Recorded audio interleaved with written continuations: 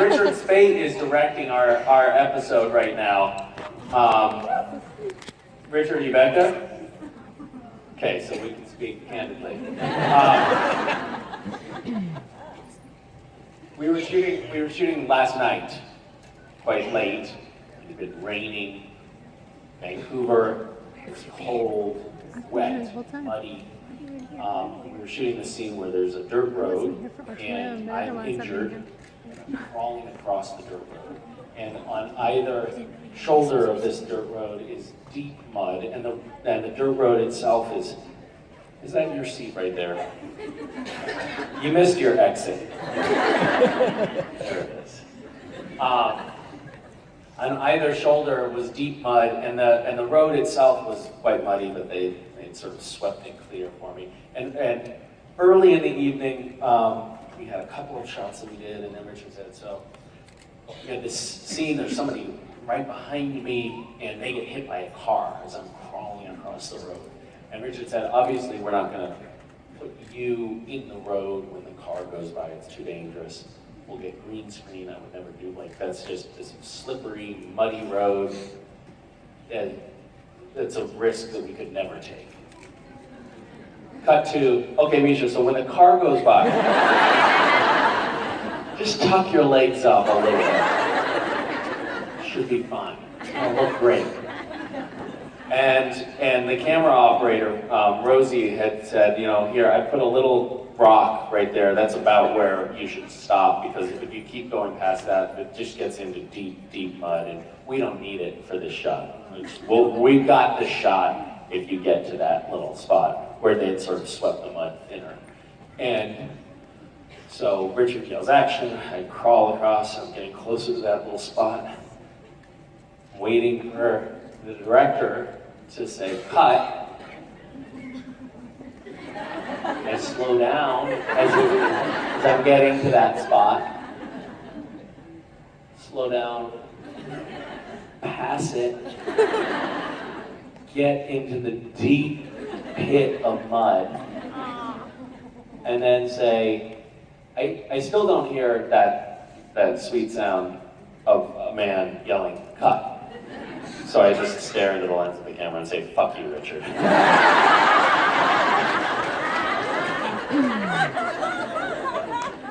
went well. When I took my clothes off, our wardrobe woman said that she'd never, in all of the 12 years on Supernatural, never seen such muddy clothes. It was like that thick of mud all over me. And it was gratuitous. There was no need for it. It was just mean-spiritedness on Richard's part. I'm going to sign off because I'm actually late to get to set, and I'm not supposed to be wearing this. I'm supposed to be wearing this. And by the way, it's raining and cold, and I'm going to be on the ground tonight in the mud, and so they put this in my trailer. This may look like disco pants to you. It's not disco pants. This is a waterproof underpant that I can wear in the mud and then later wipe off and go to a disco with. The last episode that he directed was on imaginary friends, and that got me to thinking about my daughter, who has a couple of imaginary friends. She's adorable, and her imaginary friends are adorable. And she plays with Bobby, her imaginary friend, quite often. Bobby is a girl, and Mason is just sort of this pure ball of sweetness. Sorry, I'm going to talk about my children for a second. So my son West is this little fireball. He likes to, break things, burn things, and hurt people. And Mason is just, sweetness and tenderness. We play this little game where we'll take a vegetable and we'll talk to it. We're a family of monsters who eat children.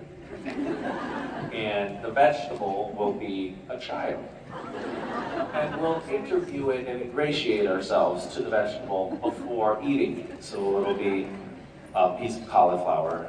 You know, and my monster, as the monster father in the family, I have an accent and I talk to the cauliflower. Hello, what is your name?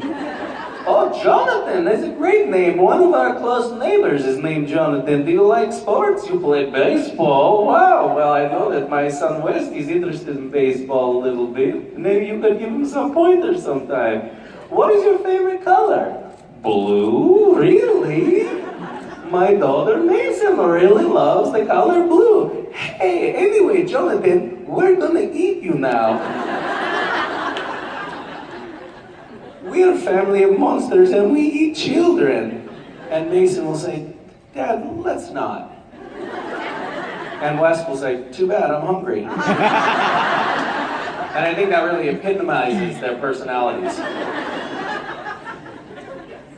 But anyway, I digress, because Mason has an imaginary friend named Bobby, and she said, Dad, Bobby said a bad word. I said, oh no, what did Bobby say? Dad, Bobby said fuck.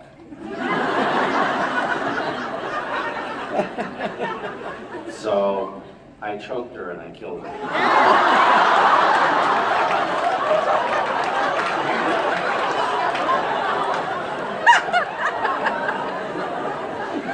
And it was one of those moments where I felt like, oh, I must be teaching the right lessons.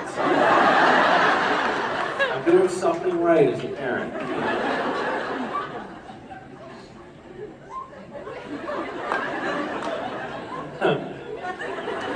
Second row, she looks at me, you're not doing something right. Not right. Wrong. Because she's 3, she knows the word fuck.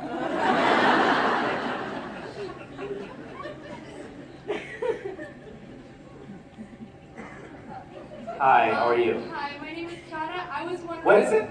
Kiana. Hi, Kiana. Hi, I was wondering, what is the most awkward scene you have had to film Supernatural? Other than last night?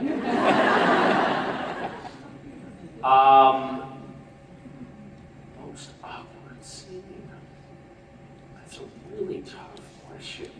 There have been a lot of awkward scenes. Yeah, I don't know. I mean, it sort of depends on how you define your terms. I find it awkward to be shooting a scene when your scene partner, that's what, in layman's terms, what we call the other actors in the scene, when your scene partner is tickling your scrotum with a boom.